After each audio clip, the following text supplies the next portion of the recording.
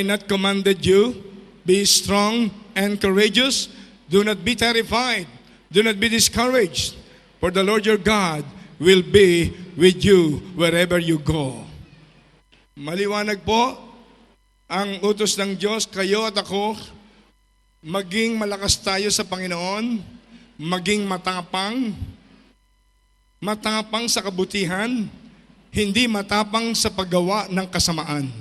Listen carefully, please. Maraming klase ng katapangan. May mga taong matapang gumawa ng masama. Matapang magsamantala sa kapwa. Dahil mas malakas siya kaysa sa kanyang kapitbahay. Pero ang gusto ng Diyos, maging matapang tayo sa paggawa ng kabutihan. Be strong and have a good courage. And how can we be? Meditate on my law or the words of God. Meditate them day and night, so that you can observe to do the things written therein. King James Version Bible.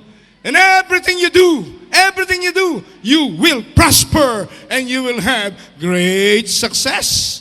Kapag ikinabuhay natin ang salita ng Diyos, ikinabuhay natin ang mga utos ng Panginoon, anong mangyayari? Mabubuksan ang mga bintana ng langit, bubuhos ang pagpapala at himala na walang silid kalalagyan. Amen!